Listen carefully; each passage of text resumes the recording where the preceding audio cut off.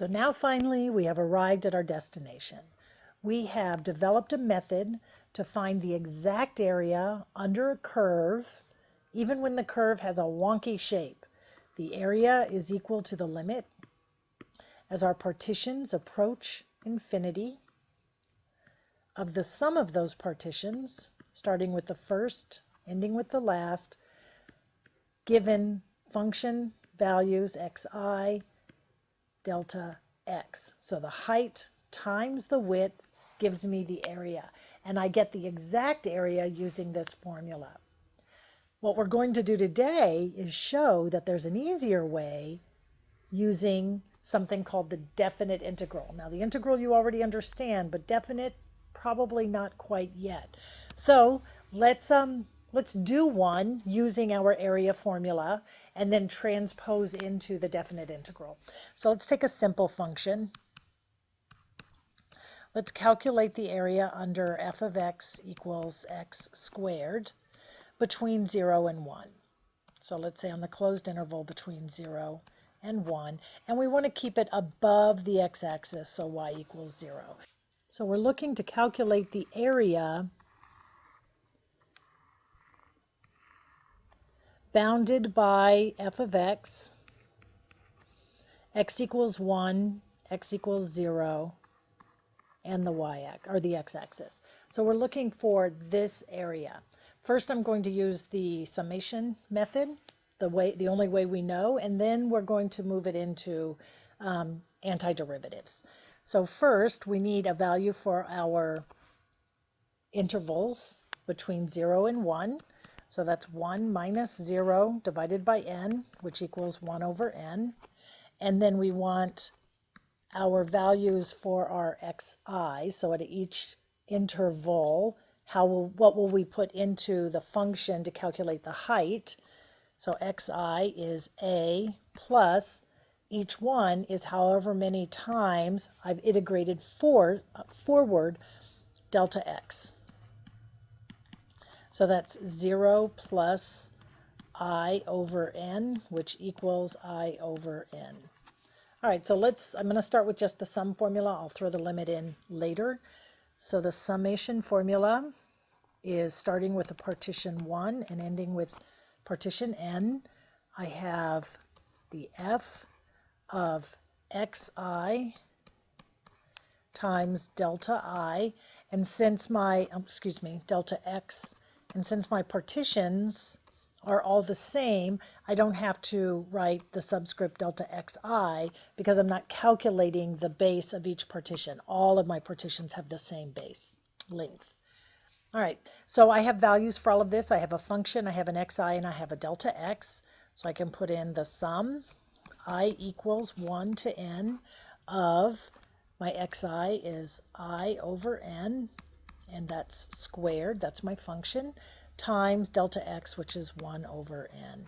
So if I clean this up, I have I equals 1 to n of I squared times 1, which is I squared, over n squared times n is n cubed. Now I want to pull my my I squared out because I have a formula for I squared. So I have my sum, I equals 1 to n of 1 over n cubed times my sum, I equals 1 to n of I squared, comes from the formula n times n plus 1 times n, or 2n, excuse me, getting ahead of myself here, 2n plus 1 all over 6.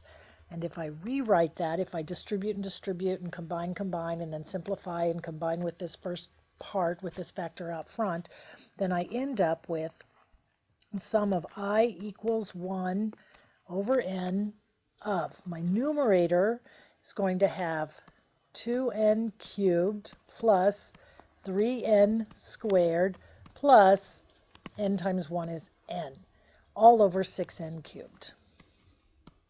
And now simplify a little bit more, and I get this sum, I equals 1 to n of, this first term simplifies, giving me 1/3, and then I'm going to take them as, well, no, I'll keep them all together, plus the second term simplifies as 1 over 2n, and the third term simplifies as 1 over 6n squared.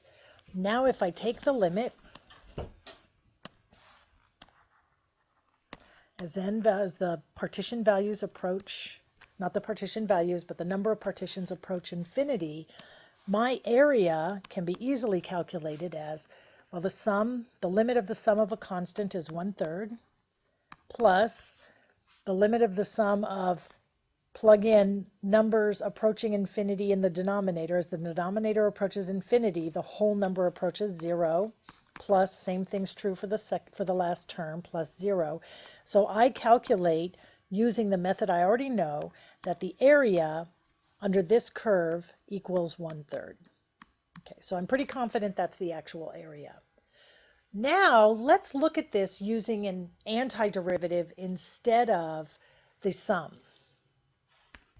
So what I'm about to show you doesn't serve as a formal proof, but it does give you an intuitive sort of feel of how the definite integral can be interpreted as the area of a region bounded by some function.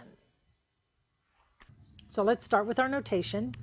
We know that the antiderivative, capital F, the antiderivative of a function, is written in the notation, the integral of a function of x dx. Okay, so let's look at what we have here. We have f of x equals x squared.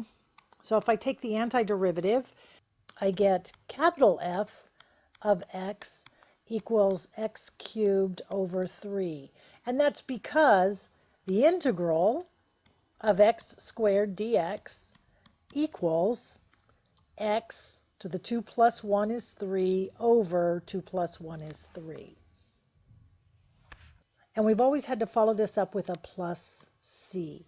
And the reason for having to follow up with a plus c is essentially what we've been evaluating is, given the quadratic f of x equals x squared, we haven't known where we're evaluating this. Are we evaluating it on this interval? Are we evaluating it on the same interval we're working with here? We don't know where we're evaluating this. And remember, when we have plus constants, that tells us to move back and forth and up and down. And so we don't really know where we're evaluating it or where the function actually lives. But in this case, here, we know where we're evaluating it. We are definitely evaluating this on the interval from 1 to 0. This is called an indefinite integral, right here, indefinite integral. And a definite integral is only changed by putting the limits of integration or the bounds on your notation. So in this case, I'm evaluating the integral of my function from 0 to 1. So I put 0 to 1. I work from bottom to top in the same way I work from left to right. So now I've converted what we know to be an integral or an antiderivative into a definite integral. And the reason it's definite is we have the bounds of integration included. So if I add that, or if I recalculate to find my definite integral from 0 to 1 of x squared dx, that equals x cubed over 3. I'm not concerned about my plus c, but I haven't yet evaluated it on the integral. All I've done is evaluated it on the interval. All I've done is taken my antiderivative, and I still have my boundaries that I want to evaluate that antiderivative on. So if I do that, suppose I look for my antiderivative at x equals 1, so my capital F of 1, what do I get? I get 1 cubed over 3, which equals 1/3. If I evaluate for my other boundary, and I find f of 0, then I'm going to put 0 in to my antiderivative, 0 cubed over 3, which equals 0. So now I know the antiderivative at my two boundaries. And how do I, historically, we evaluate an interval on the x-axis by taking b minus a. In fact, we're going to do exactly that now. We're going to take the f of b minus the f of a, and that equals the f of 1 minus the f of 0, and that equals 1/3 minus 0, which equals 1/3. And notice that is exactly the area I calculated using my summation.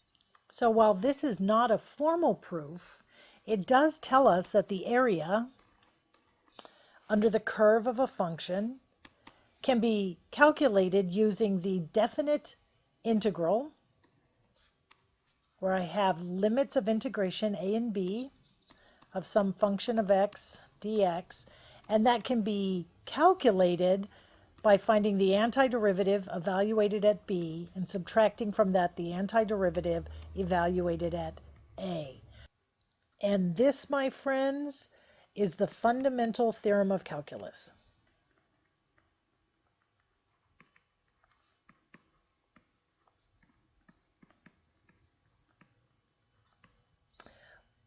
USC.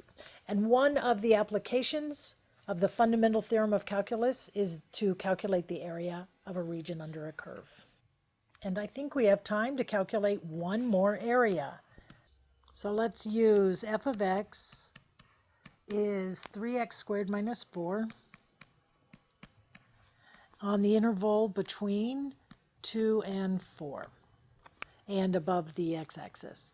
All right, so what we know is that if we calculate the definite integral from 2 to 4 of 3x squared minus 4 and evaluate it on that interval, we'll have the area of that function, dx.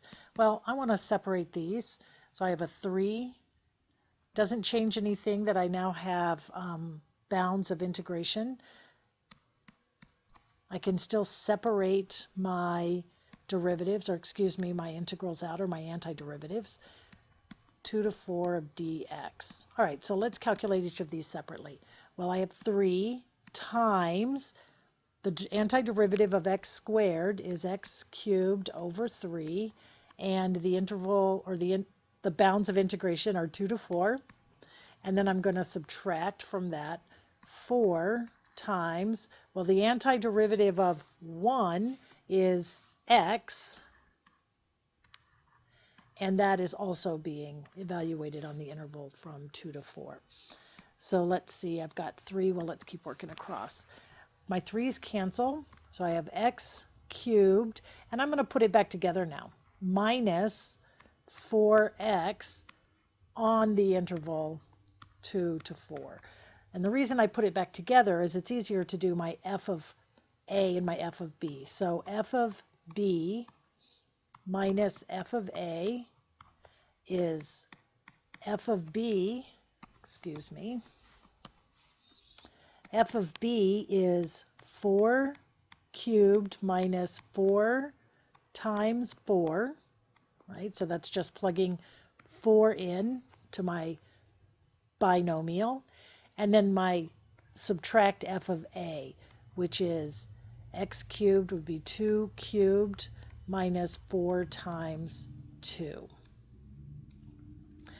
Simple arithmetic, 4 cubed, 1664, minus 16, minus 8, minus 8, that's just 0. And so 64 take away 16 is 54/48. So I can declare this result in a number of ways. One is I can just say that the definite integral equals 48, and the other is I could evaluate it on a graph. So this graph, I know it's a pinched quadratic that crosses the y-axis at -4, so it pinches off, and I'm looking between 2 and 4. So 2, let's see, 4, 12 minus 4, so I know the y output is 8, and at 4, it's some value up high. It's a biggie. so I'm not even going to put it in. But this is the area of this curve equals 48.